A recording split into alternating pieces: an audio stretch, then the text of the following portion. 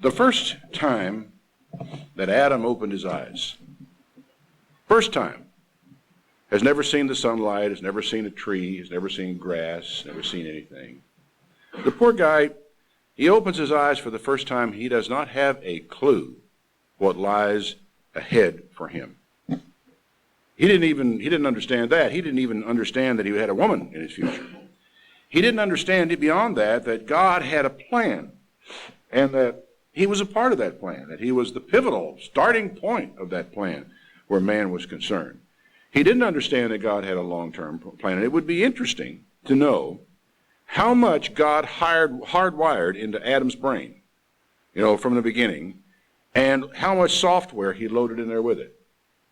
We know he had a language. We know he had various cognitive skills. His brain was designed from the word go so that it would be able to interpret visual signals coming in. You may think that that's obvious, but it really isn't obvious. That's something that had to be provided for. People who have been deprived of sight for a long time have to learn how to see again. It is a cognitive process. Apparently Adam opens his eyes, he can see. There's no need for a training period for his brain to be able to interpret the signals that are coming in from his eyes. So the whole thing was pre-programmed, set up properly in the beginning, and a lot of things were put in there that we can only guess about. He had a logical system so that he could synthesize knowledge out of information. We really don't think often of how much of what we know comes about because we have synthesized two disrelated facts that logically we've been able to put together and come up with a third piece of information which is not necessarily obvious if you only had one or the other of those facts. So we do this all the time, and it creates sometimes mistaken impressions because we think we know things that we don't know. But oftentimes, most of the time, it creates a logical, cognitive picture of life ahead of us that we are able to live our way through. There's reason to believe that God also placed in the heart of Adam and all men to follow him some files, using computer terminology, of which man was unaware, but which would ultimately bring man to the point where he would have to deal with God. That man who would not know these things. C.S. Lewis reasoned that the mind of man contains a certain sense of right and wrong, of which man is consciously unaware, but which still directs his actions, and his actions toward other people, his demands of other people, and his expectations of other people as to what's right and what's wrong. And Lewis's argument is really hard to refute. It seems very plain as you make your way through culture to culture to culture in the world that man has an innate sense of right and wrong on the most basic things of human nature and human relationships.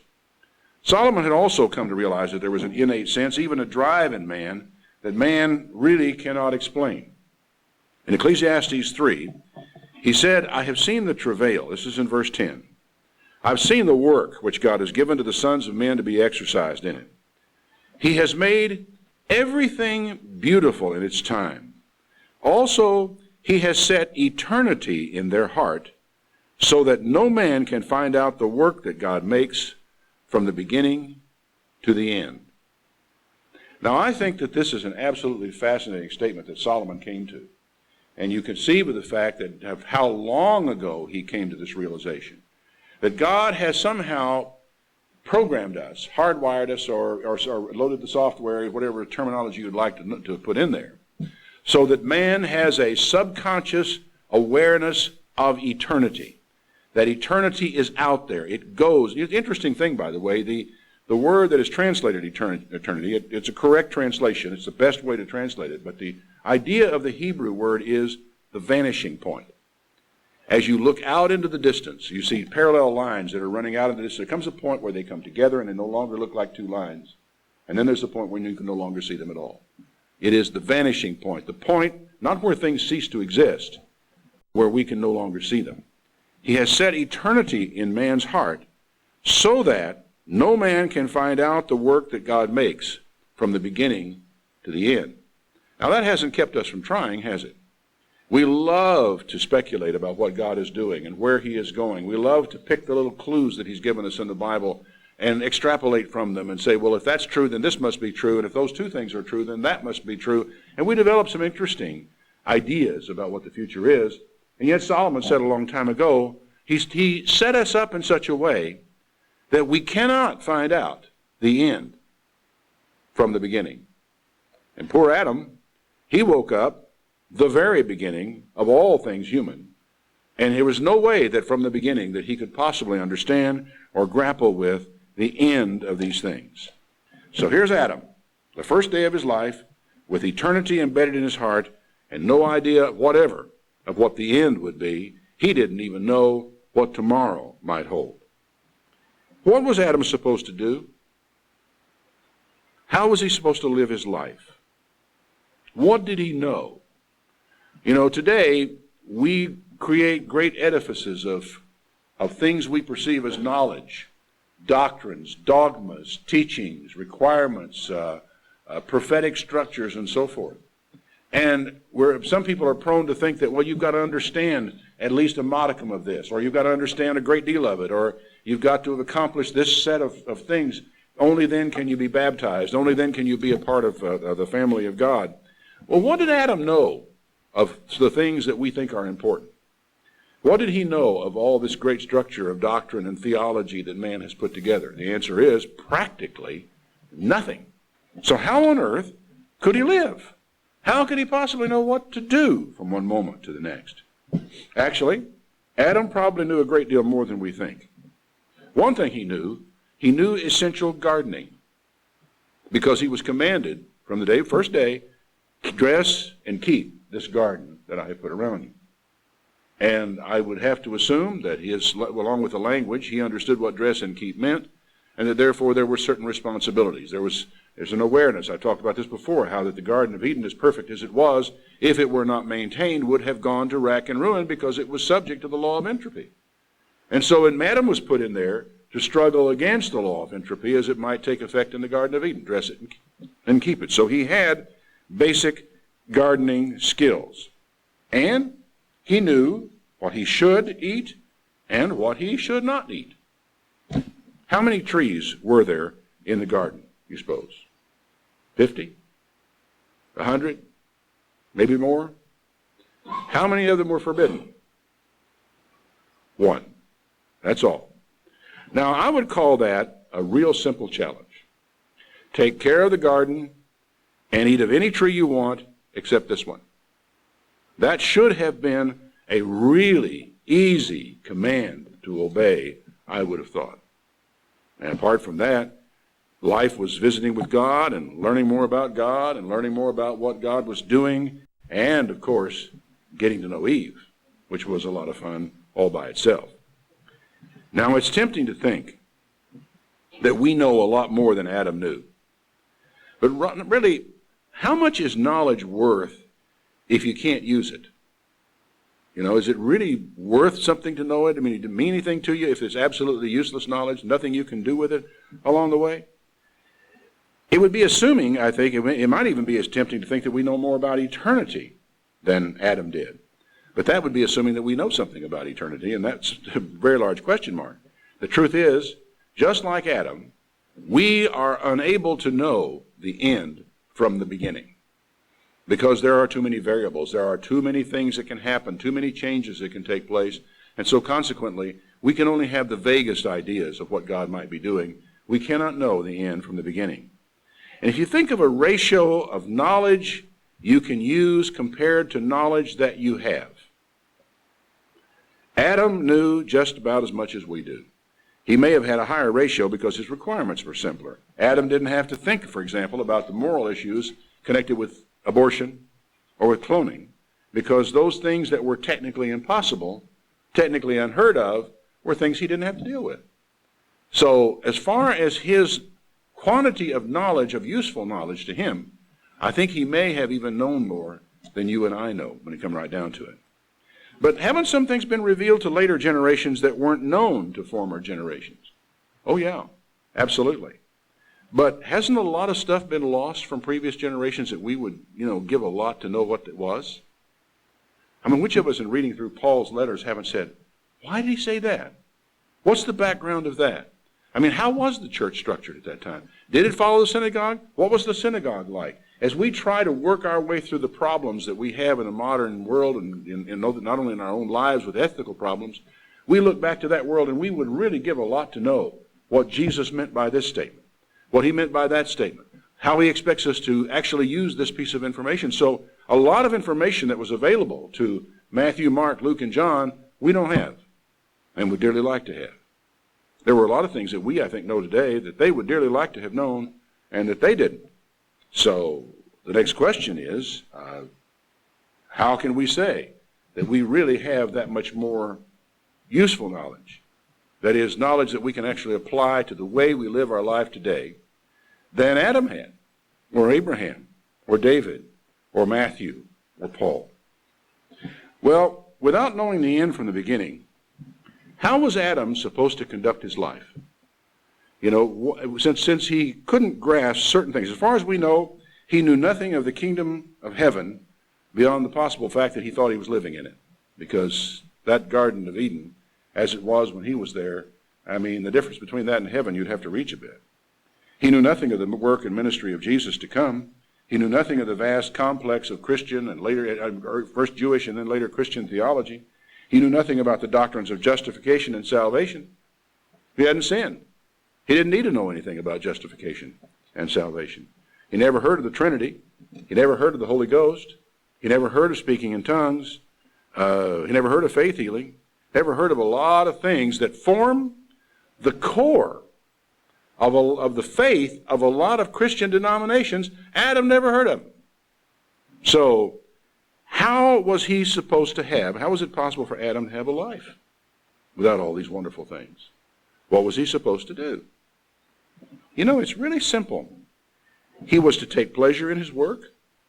He was to take pleasure in his wife and in building a relationship with her. He was to enjoy his food and drink.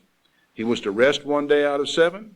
He was to take pleasure in his growing relationship with God, and he was not to eat of that tree, that one tree, that one right there. That was basically it. It's a piece of cake, or it really should have been. But life, well, life is a lot more complicated for you and me, isn't it, than it was for Adam. It's just a lot more difficult. I don't know. The challenge that faces us is pretty simple, too. We are to take pleasure in our work. We're to take pleasure in our family and building a relationship with Him. We're to enjoy our food and drink. We're to rest one day out of 7. And we're to take pleasure in a growing relationship with God every day. And we're not supposed to eat of that tree either. But it comes right down to it. So, you know, when you think about it, what we have a habit of doing is making our life and the requirements that we have to live by a lot more complicated than they need to be. And one of the reasons we do this is because we forget that we don't know the end.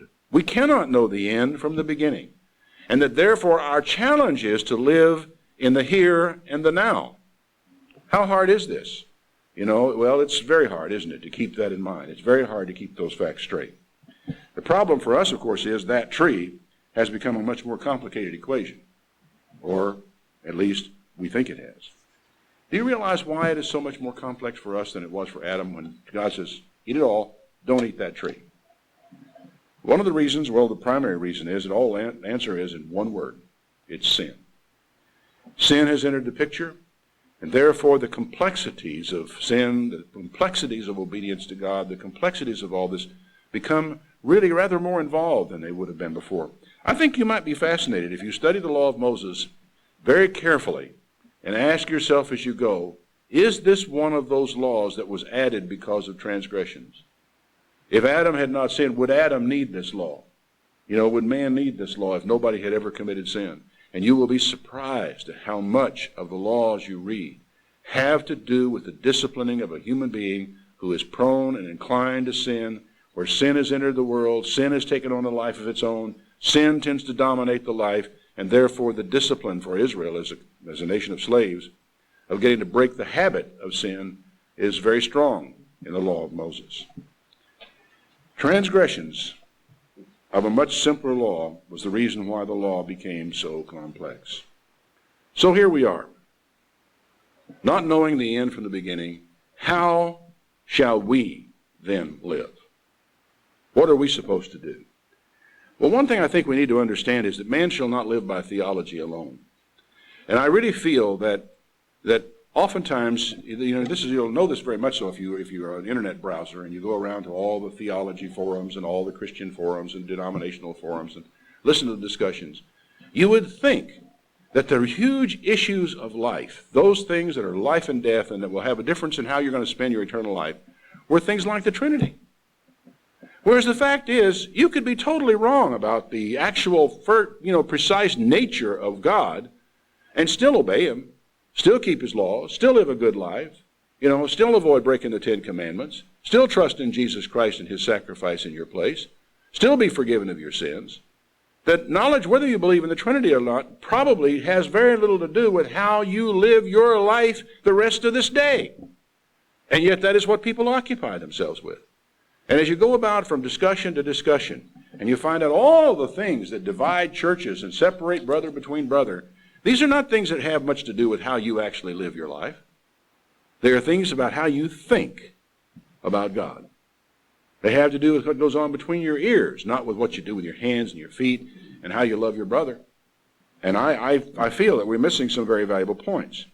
In Ecclesiastes chapter 12, verse 10, the preacher sought to find out acceptable words, and that which was written was upright. It was words of truth. The words of the wise are as goads. They're like nails fastened by the masters of assembly, which are given from one shepherd. And further by these, my son, be admonished. Of the making of many books there is no end, and much study is a weariness of the flesh. It's really funny. Solomon, very wise man, didn't really have a lot of, encouragement to offer for studying books. He said they'll make books until there's no end to books. And that is certainly true. You should sometime look at the list of books in the Library of Congress. And the whole list of books that are coming out new every day from publishers across the country and around the world. Books, and more books are being published all the time. You can only read a teeny fraction of all the books that are being written. You can't even read all the books that on topics that you're interested in, much less the ones that are boring to you. And so he says, of the making of books there is no end, and much study is a weariness to the flesh. Let's hear the conclusion of the whole matter. Let's get down to the basics. Fear God and keep His commandments, for this is the whole duty of man. I understand that. So when you ask the question, how shall we live? Here's your answer. It isn't in theology. It isn't in all the chasing around of it. It isn't trying to speculate about the end times and beyond the end times in the universe. It's in how you live your life today. Fear God, keep His commandments. This is the whole duty of man. That's pretty clear. Then comes one more verse here. For God shall bring every work into judgment, with every secret thing, whether it would be good or whether it be evil. Now we really ought to, that should be to us like a jerk on the leash to a dog. The choke change and come tight and jerk our little head around and we say, wait a minute. Every work is going to be brought into judgment. Now let me ask you this. If you're spending all your time out there in the future somewhere speculating about what might be, while you're neglecting the way you live your life today, you're likely to get to the place to where you don't even feel the jerk on the chain when God comes along. But I will tell you, the jerk on the chain will come. And the jerk on the chain is this. My friend, you had better pay attention to how you live the rest of this day and tomorrow, because you're going to be judged for that. You're not going to escape it. You're not going to get out from under it somewhere. I know that there are all kinds of scriptures in the Bible that people like to go to, like their little proof text they pick out, that seem to say, well, yeah, the righteous are being judged now, and when we come at the resurrection, we're all clear, and we're all free and clear, and we're ready to go. Okay, fine. But the righteous are being judged now. Don't you think they ought to worry about that? The fact of the matter is, he says, God shall bring every work to judgment. What are you going to do with that? I think we ought to think about that. I think we ought to pray about it. We go to bed at night and consider what the works were today that are going to be brought into judgment. Are they good? Are we going to be pleased that they're being judged? Are we going to be glad to deal with them? Are we going to be ashamed of them and embarrassed by them? There's a great temptation to pursue the knowledge of the end. I know I have that temptation. I even yield to it from time to time. But Solomon, who was a very wise man, warned us a long time ago, son, you can't get there from here. Isn't that what he said? He said, God has set eternity in men's hearts so that no man can know the end from the beginning. It's not possible. There's a great temptation to pursue a unified theory of God. As you probably have heard about the search for a unified theory of matter and energy and so forth. The physicists have been working on this for generations and will keep on working on it for generations. There's the same kind of a temptation to try to put together a unified theology of God, to finally put together the one set of doctrines, arguments, and explanations that will finally close out all the questions about God, convince all the sinners, convict all the people who disagree with you doctrinally, and finally, at last, we can all see the whole truth about God. Forget it. You can't get there from here. It will forever elude us. And there's a reason why God has done this. It is because he expects us to live well in the moment. Today, as the old song goes, and it's a good one day at a time, sweet Jesus, one day at a time. To walk with God today. There is this little passage in Hebrews. He cites in it a section from the Psalms. It's in Hebrews, the 3rd chapter. And I think it's an important one. Paul keeps, if it's Paul that wrote this, he keeps driving home this one little word in here that we need to hear.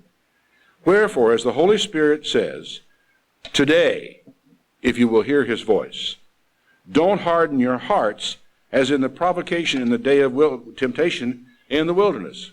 Now, when are you supposed to hear this admonition to not harden your heart? Today, right? When your fathers tempted me, proved me, and saw my works for 40 years. I was grieved with that generation, and I said, they're always going to err in their heart. They just don't know my ways at all. So I swore in my wrath, they will not enter into my rest. Take heed, brothers. Watch out for yourself, lest there be in any of you an evil heart of unbelief in departing from the living God. You've had a grip on the faith. You've believed God. You've trusted God. You have made sacrifices for God. You have done without for God. You've lost jobs for God. You've lost family members for God. Now, be careful, lest there be an evil heart of unbelief that causes you to let go. He said, exhort one another daily, while it is called today. Exhort one another. You know, this is one of those scriptures, and there are many of them in the Bible, that underline again and again the need for church. Paul says not to forsake the assembling of ourselves together. Why? Well, if you're off by yourself somewhere, there's no one to come along and exhort you to do what you ought to do. No one to set an example for you. No one to make you uncomfortable if you're doing the wrong thing. And that sometimes is what our duty is to make our brothers and our sisters uncomfortable about the things that they are doing or about the things that they are not doing. Exhort one another daily while it is called today, lest any of you be hardened through the deceitfulness of sin. For we are made partakers of Christ if. And that little if is it's very disturbing to think in these terms. You'd like to think that we have it all wrapped up, wouldn't you? You'd like to think, boy, the kingdom is coming, and I've got my place in it. I've been baptized. I've been forgiven my sins. I'm walking with God. He says, we are made partakers of Christ if we hold fast the beginning of our confidence steadfast to the end. While it is said today. When are you supposed to do this? Tomorrow? Day after tomorrow? No. Today. If you will hear his voice, don't harden your hearts. Now, this repetition here, I think, is really important for us. Because I honestly think that one of the greatest dangers any of us face who are Christians in the modern world is the slow, progressive hardening of the hearts which takes place insidiously, painlessly, out of sight, invisibly, just like hardening of the arteries does. You never know it's happening until it's too late. Don't harden your hearts, as in the provocation, whereas for some, when they had heard, did provoke. Not everyone that came out of Egypt by Moses, but with whom was he grieved for 40 years? Wasn't it with those that sinned, whose carcasses fell in the wilderness? And to whom swore he that they should not enter his rest, but to them that believed not? So we see they could not enter. Why? Because of unbelief. Now you could ask a very justified question at this point. How on earth could someone not believe who had walked dry shod across the bottom of the Red Sea and seen a wall of water on both sides? How on earth could someone who followed that pillar of cloud and the pillar of fire by night, how on earth could anybody who had seen all the miracles of God that delivered them out of Egypt, they were slaves, now they're free, how could someone like that fall into unbelief? And fall into unbelief exactly the same way you do. Let us therefore fear, lest a promise being left of us entering into his rest, any of you should come short of it. Now the next question is, when is it that you're supposed to take action to prevent these things from happening? Today. Simple, isn't it? Then Jesus comes along with this little information from Matthew 6:23. Seek you first the kingdom of God and his righteousness, and all these things shall be added to you. Take therefore no thought for the morrow shall take thought for itself. Sufficient unto the day is the evil thereof. Now I want to tell you something that you may not have thought about. This is just as true of theology as it is of food and clothing. You know, don't worry about tomorrow. Don't worry about next month. Don't worry about next year. You know, people read prophecy and they study prophecy as though they seem to think, if I can just sort out prophecy, if I can get a unified theory of prophecy, if I can get all the events laid out and what all the signs and seasons and symbols are, well then when the time comes, I'll be able to flee, or I'll be able to go be safe over here, and I'll be able to take care of myself because I knew ahead of time what was going to take place. I'm sorry. It doesn't work that way. The way it will work when the time comes will be just like it worked for Lot, who had no idea what was coming down. Angels were sent into the city, told him to get out of there. He lingered. He waited. He fooled around until finally they took him by the hand and dragged him out of the city. It isn't a question of what you figure out. It's a question of how you live your life today. Because the chances are you'll live your life tomorrow just like you live it today. And the chances are, I've said this before, that you will still be living your life the day Jesus returns the same way you are living it today. Odds are that the change is ever going to be made.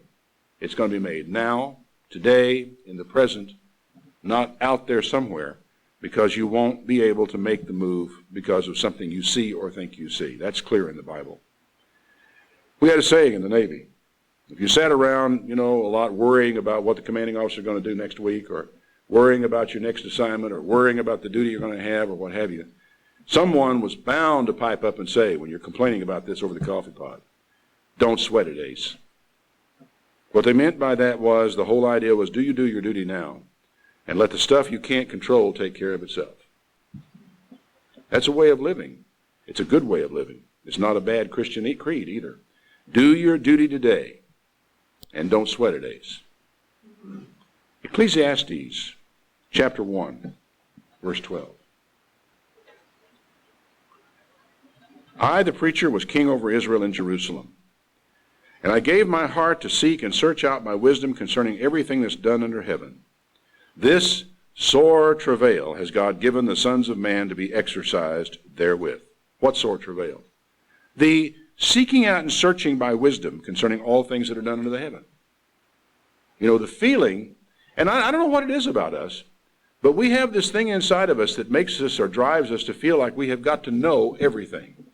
That we can't have anything that's hidden from us. There can't be something that's over there that we don't know about. If it's over there and we don't know about it, we got to go over there and find out about it. It's in man. He's got to do it somehow, some way. He says, this is what God's given us, and it's part of our exercise. I've seen all the works that are done under the sun, and behold, the whole thing is vanity and a striving after wind. You get there, you chase it down, you find it, and guess what you're going to have when all is said and done? You're going to have a handful of wind.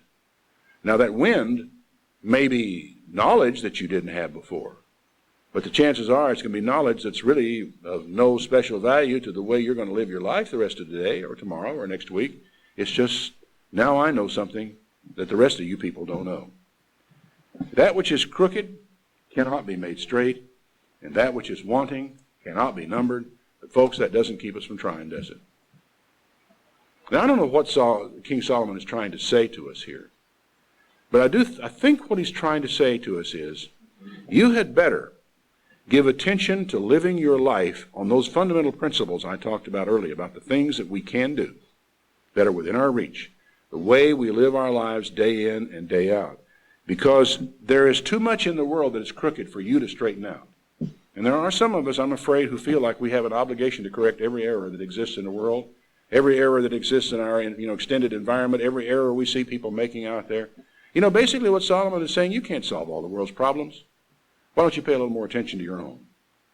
He said, that which is wanting cannot be numbered. You can't fill it all up. You can't solve all those problems. He says, I commune with my own heart, and I said, lo, look at me. I've come to great estate. I have gotten more wisdom than everyone who has come before me in Jerusalem. My heart had great experience of wisdom and knowledge. Now I'll have to tell you the truth. I value wisdom, and I value knowledge, and I have spent a great deal of my life in pursuing knowledge. Now I come upon a man who spent his entire life in the pursuit of knowledge and had the money to do it, had the power to do it. The only problem he had at all was he didn't have the technology that we have to do for the pursuit of knowledge, and that's about the only difference between them. He said, I got all this, and he said, I gave my heart to know wisdom and to know madness and folly. And you know what I decided after it was all said and done? I decided it was vanity and a striving after wind. That when I got it and got hold of it, it really didn't amount to much more than a handful of air. That's how Solomon felt about the wisdom and all that stuff that he put together. You know why he said this? He said, because in much wisdom is much grief. And he that increases knowledge increases sorrow. I don't know. It's kind of hard for human beings to get their mind around. But the truth is, there are some things that really it is just probably better not to know.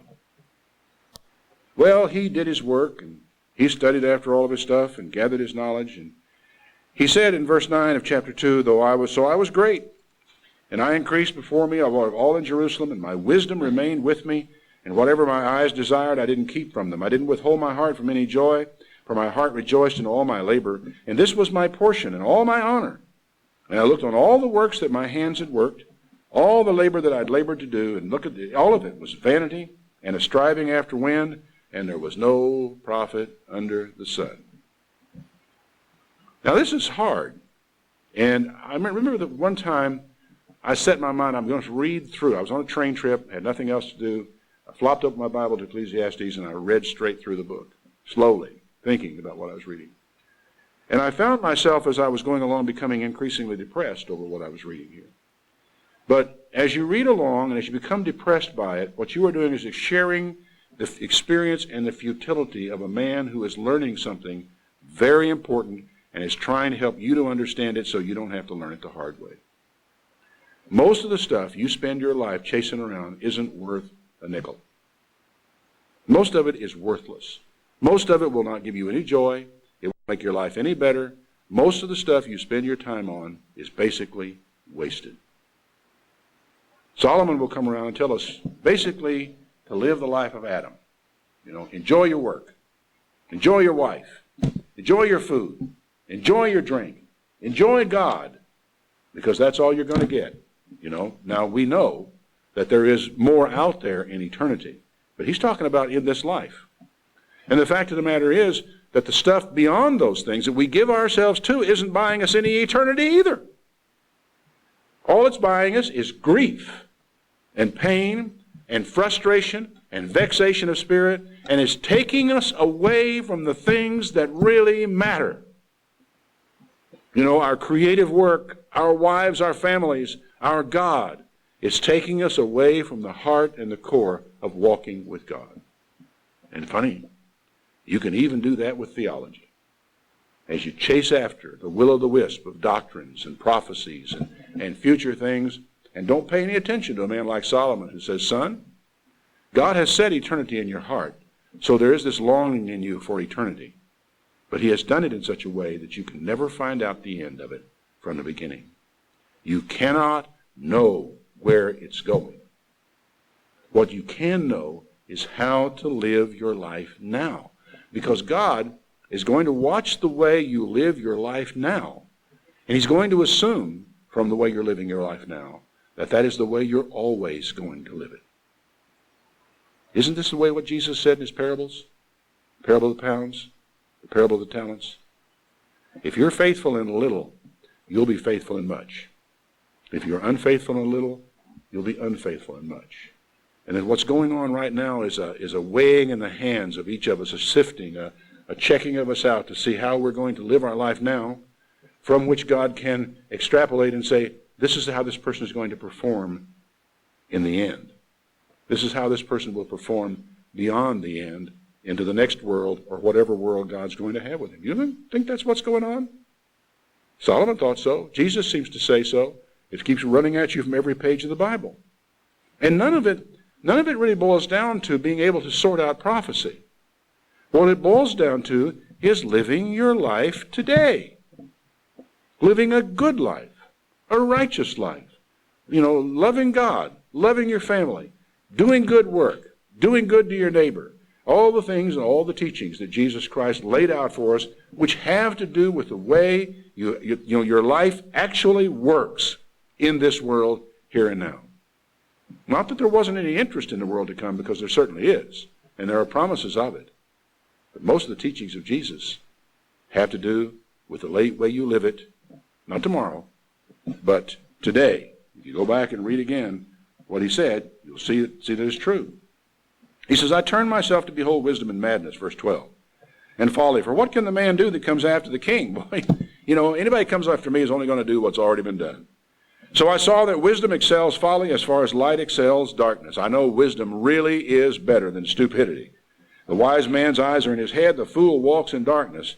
But you know what I figured out? One event happens to both of them. They're both going to die. Now that's, that kind of hits you like a dash of cold water. Yeah, wisdom's good. Wisdom's better than folly. Wisdom's a whole lot better than folly. But the wise man's going to die just like the fool. And they're going to stick their bodies in caskets, and people are going to bring flowers and put them all around it, and both wise man and fool are going to be buried together. And that's that. How have they liked their lives? What has their lives meant? What have they meant? What have they accomplished? Where have they gone? Then I said in my heart, as it happens to the fool, so it happens to me. And why did I bother being more wise? And I said in my heart, this also is vanity. There is a vain pursuit of wisdom, a vain pursuit of knowledge, which accomplishes very little except to puff up the person who goes after it. There is no remembrance of the wise more than the fool forever. I think Solomon was being a little pessimistic at this point, but I'll just have to take him at his word. He says, doesn't make any difference. Seeing that now as in the days to come all shall be forgotten. How dies the wise man? He dies just like the fool. He'll wind up in bed someday, in pain from a tumor in his body, or with his life ebbing out of him from some other disease or some illness or just old age, but one or the other way or the other, they're both going to die. Therefore, he says, I hated life, because the work that is done under the sun is grievous to me. Everything is vanity and a striving after wind. I don't know if Solomon actually became suicidal, but he did come to the place to where he really hated life. And a lot of people do. A lot of people do. They get tired of the rat race. They go round and round in circles. They become depressed and discouraged with what life has to offer, or rather what it doesn't have to offer. And they give it up. He says, I hated all my work that I had done. This is really when you consider a man who's built beautiful orchards and beautiful vineyards and gorgeous gardens, and then he walks out and looks at them and hates them, I kind of halfway understand that. I kind of understand it. Because when it's done, and all you can do is look at it, and suddenly he probably realizes that he got more pleasure in the building of the gardens than he will ever have of them now that they're finished. I was lucky. I learned this lesson when I was a little bitty boy. When week after week, there was a building going up across the way. Seemed like a long time, probably wasn't but a matter of days. There was a building going up across the way, and there was a sand pile, dirt pile more than sand, but sand pile over there. And I would go across the street and take my cars over there, and I would build roads in the sand piles. And I would drive my little cars over these roads and pack them down real good so the cars rolled over them real good. I had toy cars, and I would build roads and build roads. And every time it seemed like that I was getting where I wanted to be, Mother would call me, and I'd have to go into supper.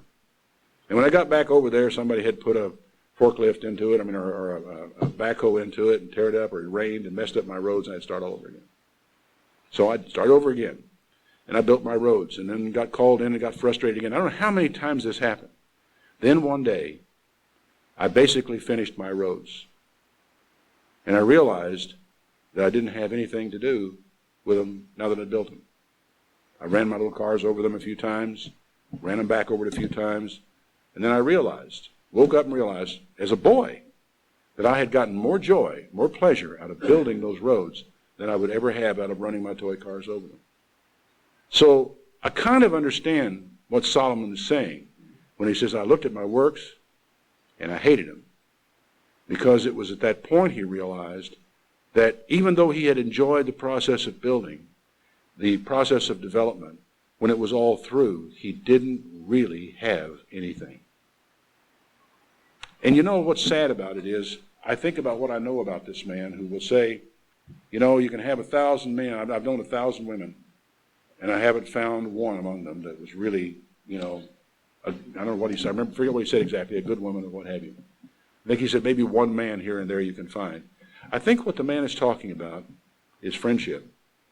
That he was able to find, maybe build a relationship with a man here or a man there. But out of 1,000 women, he could not build one really good relationship. And I guess it never occurred to them that that's impossible.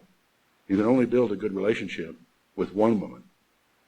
And you can't, that doesn't work if there's another woman anywhere around. It's got to be one man, one woman.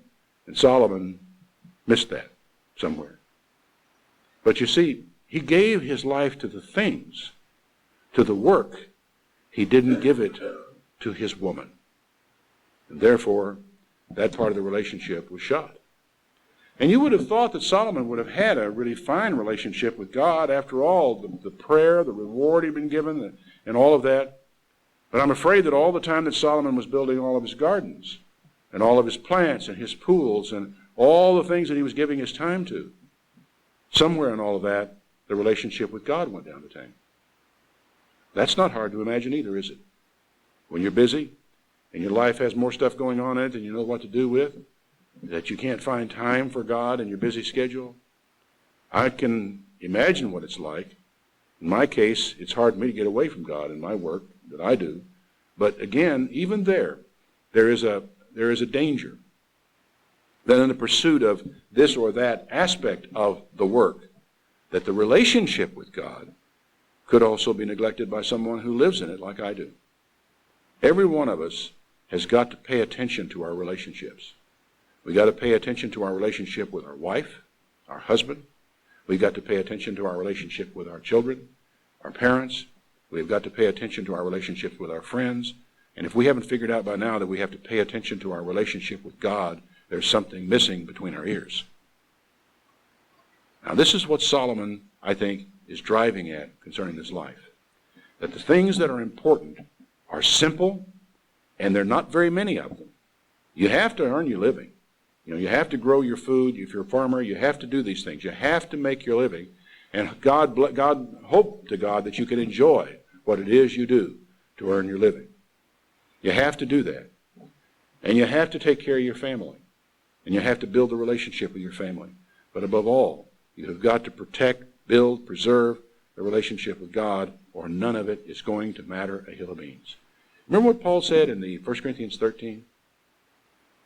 You know, remember what he said about, though I understood all mysteries, though I could tell you what was going to happen years out into the future. I had all mysteries. I understood all the scriptures, had all wisdom and all knowledge and all this stuff put together. If I don't have love, it's not worth anything. It's worthless. So if we get our perspective right, even our Bible study, even our choice of the things that we're pursuing in our Bible study ought to give us pause. Are we looking in the Bible for personal correction? Are we looking in the Bible for how to live a life? Are we trying to find out, Lord, how can I do this better? Lord, where did I make my mistakes today? Lord, what have I done that was good that I could do more of?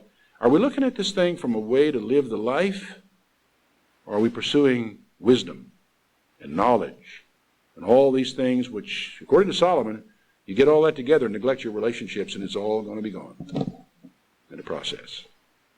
Well, he said a lot of things in here that I think are really worth taking some time to consider. After he makes his long statement about there's a time to every season, a time for every purpose under heaven in chapter 3, he comes to that little section that I read to you earlier. And I want to come back to this because I think it's critical. He says in verse 10 of chapter 3, I have seen the travail the work which God gives to the sons of men to be exercised in it. He has made everything beautiful in his time. And to me, one of the great gifts of God and one of the great proofs of God, one of the things that God speaks to me from the world, is in beauty. Also, he has set eternity in their heart so that no man can find out the work that God makes from the beginning to the end. I know that there is no good in them but for a man to rejoice and do good in his life. Now, how hard is this, folks? To rejoice and do good in our life. And also that every man should eat and drink and enjoy the good of his labor. It's the gift of God. This is fine. This is good. This is right. I know that whatever God does, it shall be forever. Nothing can be put to it, and you can't take anything away from it. And God does it so that men would fear before him. That's, worth keeping in mind. The fear that he's talking about is not so much terror or your knees knocking. It's awe.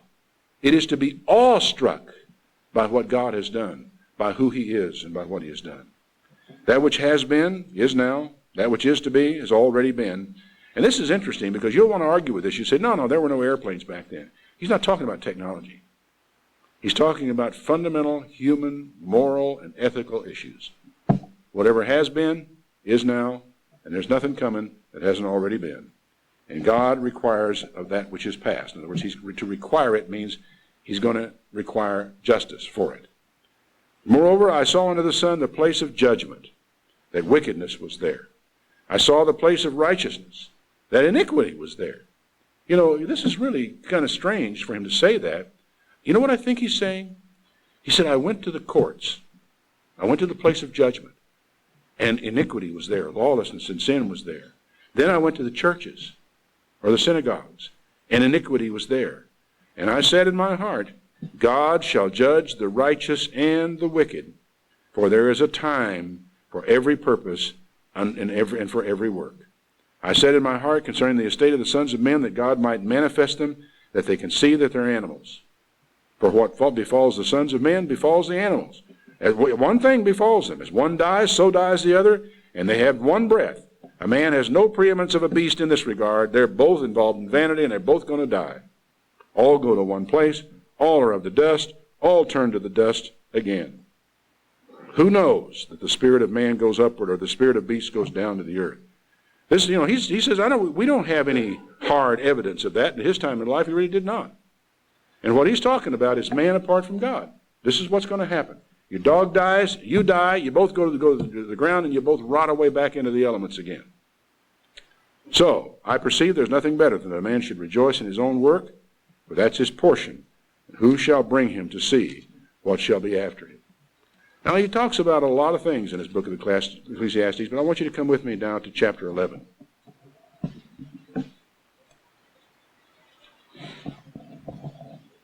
Cast your bread upon the waters, for you shall find it after many days. Strange statement.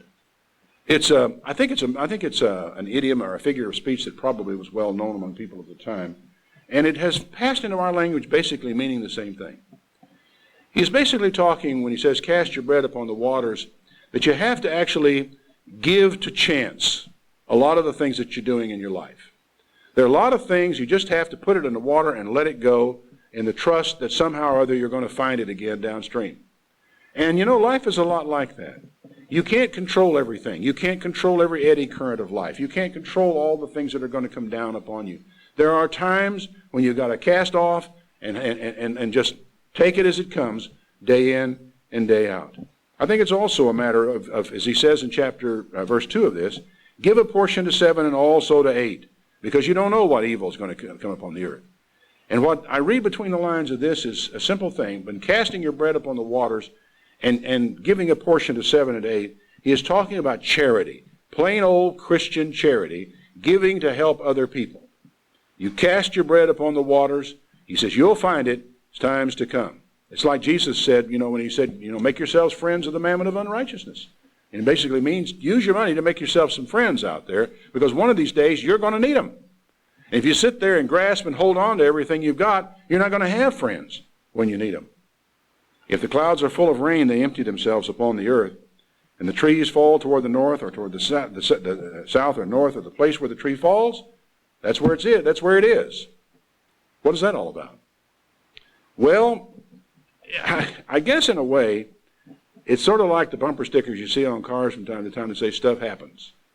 You know, life is going to happen to you. Rain's going to come down, the tree's going to fall, and when it falls, that's where it's at. Deal with it. Live with it. That life is going to happen with you, and there's not going to be anything you can do to keep it from happening. There's so many metaphors that you can come around with. You got to play it as it lies. You know, if you hit your golf ball down the fairway and it lies in an uncomfortable place or behind a tree, what are you going to do? You're playing an honest game of golf, you play it as it lies. You're playing bridge, you're dealt a bad hand. What are you supposed to do? You play the hand you're dealt. You can moan, you can groan, you can throw your cards against the wall, you can do all kinds of stuff, but in the end, you got to play the hand you're dealt. He says, rain's going to fall and the tree's going to come down, and where it falls, that's where it's going to be. Deal with it. And that's basically what life is all about and what Solomon is trying to tell us. He says, life is going to come to you one day at a time. You can't head it off. You can't know which direction that tree's going to fall. When it comes down, you can deal with it then. Don't worry about it until it does. He that observes the wind shall not sow, and he that regards the clouds is not going to reap. Good old farmer stuff. You just keep watching and you keep waiting. Well, the weather's not quite right today. The wind's out of the wrong direction. Or it's getting a little bit cloudy. And you'll never get your crop in the ground. You'll never get it out of the ground when the time comes if you just keep on doing that. The fact is, what you can do, do it. Do it right now. Do it today. You don't know what is the way of the Spirit, nor how the bones grow in the womb of her that was child, so you know not the works of God, who makes all. In the morning sow your seed. In the evening don't withhold your hand. You don't know which one's going to prosper, whether this one or that one, or whether they'll both be good. In other words, get out there and do something. Sow your seed. Get it in the ground. And let's hope for the best. Truly, the light is sweet, and a pleasant thing it is for your eyes to behold the sun. But if a man live many years and rejoice in them all, let him remember the days of darkness, for they shall be many. And everything that comes is vanity. Rejoice, young man, in your youth.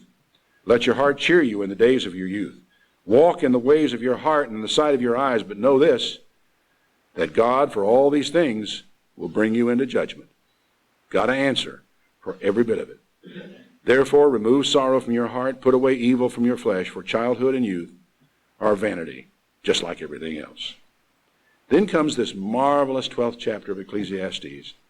Remember now your Creator in the days of your youth, when the evil days have not come, nor the years draw near when you say, I shall have no pleasure in them. You know, when I read this, I hearken back to a man named Barzillai the Gileadite. He's one of the interesting characters in the Old Testament. Chances are you don't know who he was. He was a best friend of King David. He didn't live in Jerusalem, so David hadn't spent a lot of time with him there. But when he would fled from his son Absalom, he stayed with Barzillai where he was. He was a constant companion. But Barzillai was a very old man. And when David was returning to Jerusalem after the death of Absalom, they came to cross the stream coming back into Jerusalem. And David says, come on in with me. You know, sit at my table, eat my food here. You know, you're my friend. You know, whatever you tell me, whatever you ask of me, I'll give it to you. And it's a marvelous example of friendship. You know, and I've often thought of this. How many people do you know that you can say that to? Whatever you require, it's yours. And they were that kind of friends. But Barzillai's reply always, the courtliness of their discussion is so fascinating, and to see the kind of a relationship that existed between these two fine men. And to see this old man say, you know, he said, my eyes are dim now, I can't really see the dancing girls anymore. And I can't hear very well, so the music really grates on me more than anything else, and I can hardly taste my food. So my coming to your court and sitting at your table would be no pleasure to me at all. It would be a burden. You let me go. I want to go home. And he did. And you come to this and you read this where he says, the days are going to come near when you have no pleasure in them. It is something for every young man to think about. And you need to be living your life today, not somewhere off in the distant future. I don't mean that you're wasteful or anything of the sort. I just mean that every day has got to be lived. Every opportunity has got to be taken. Everything must be challenged and dealt with now, not tomorrow, not some other time. He said, the days will come when you have no pleasure in them, when the sun or the light of the moon or the stars are darkened, and the clouds return after the rain. In the day when the keepers of the house shall tremble, and the strong men shall bow themselves, and the grinders cease because they are few, and those that look out the window are darkened. It's a strange analogy he's drawing here. He's almost talking about the human body like an old, old man. How that everything is slowing down. The grinders, whatever they are internally, are stopping. You found the human man almost like a village. And those that look out of the windows are darkened, which you look out of your eyes and you can't see things very well. And the doors are shut in the streets when the sound of grinding is low, and somebody jumps up at the voice of a bird because it's so rare to hear one, and the daughters of music are brought low. Also when they shall be afraid of that which is near, and fear shall be in the way, and the almond tree shall flourish, and the grasshopper becomes a burden, and the desire shall fail, because man goes to his long home. Where's that? It's across over there in the cemetery. Be there for a long time. Man goes to his long home, and the mourners are walking up and down the streets. Before the silver cord is loosed, or the golden bowl is broken, or the pitcher is broken at the fountain, or the wheel at the cistern, all of which are symbols of the death of a man or a woman. Then shall the dust return to the earth as it was, and the spirit shall return to the God who gave it. Vanity of vanities, saith the preacher, all is vanity. And moreover, because the preacher was wise, he still taught the people knowledge. Yea, he gave good heed, and sought out and set in order many proverbs. The preacher sought to find acceptable words, and that which was written was upright. It was words of truth. The words of the wise are like goads. And you know, this is something which we need to give a little more attention to, frankly. I'll even say I need to give a little more attention to it. But I had an interesting illustration recently. You know what a goad is? The goad's like a nail on the end of a stick that you use to punch an ox, to get him to move. He says the words of the wise are like that. I had occasion recently to correct a young man. And it was interesting to me when I pointed out the mistake I thought he was making. He just rolled over it. Just justified himself and rolled over it as though I hadn't got a clue what I was talking about. And he's going to pay a terrible penalty for that. And the penalty is he will never get a word of advice from me again. And to him, my advice would be of enormous value if he only knew it. But he wouldn't listen. I think sometimes those of us who are older need to occasionally use the goad on young people. I mean, we don't have to humiliate them. We don't have to pour cold water on them. But I really think probably we should be more quick to point out errors, to point out mistakes in a loving fashion, in a caring fashion. Say, look, I like you, but if you keep doing this, you're going to wreck your life. Are good words. They're like nails fastened by the masters of assembly that are given from one shepherd. And further, by these, my son, be admonished. Of the making of books there is no end, and much study is a weariness of the flesh, and not a whole lot more. Let us hear the conclusion of the whole matter. Fear God, keep his commandments, for this is the whole duty of man. Earlier he will say, live joyfully, all with the wife of your youth, all the days that God has given you, because that's your portion. Be like Adam. Enjoy your work. Enjoy your wife. Enjoy your family. Enjoy living. Enjoy your relationship with God. And do it today. Because worrying about the end of all these things is trying or worrying about something that you'll never be able to sort out because God set it in your heart so you couldn't. Fear God and keep his commandments. This is the whole duty of man. For God shall bring every work into judgment with every secret thing, whether it be good or whether it will be evil. So maybe, like Adam, we can open our eyes on the first day of the rest of our lives and begin to focus on those things that are simple, those things that are today, those things that make a difference in our lives, and put some of the rest of the stuff on back burners.